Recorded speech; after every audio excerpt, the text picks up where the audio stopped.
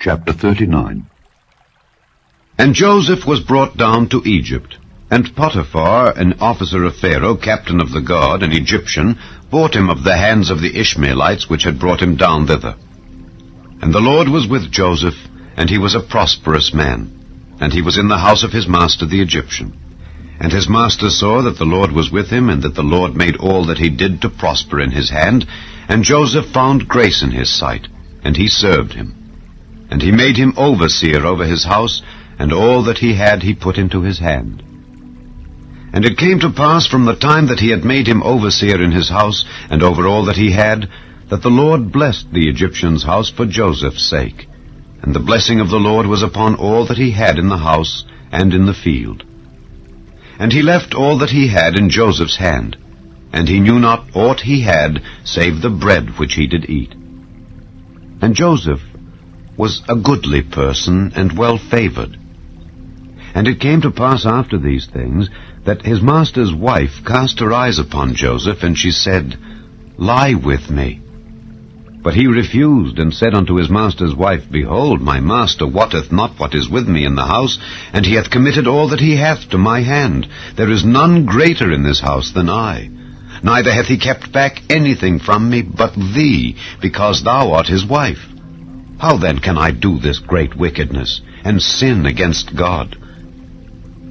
And it came to pass, as she spake to Joseph day by day, that he hearkened not unto her, to lie by her, or to be with her.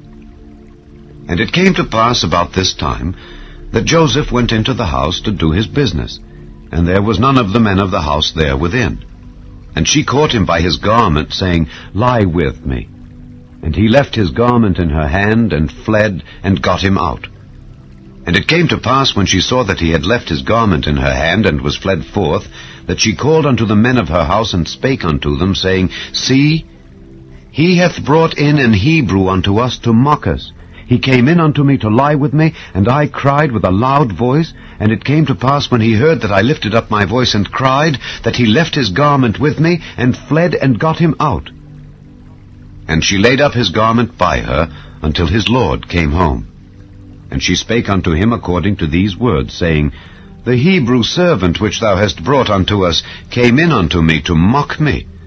And it came to pass, as I lifted up my voice and cried, that he left his garment with me, and fled out.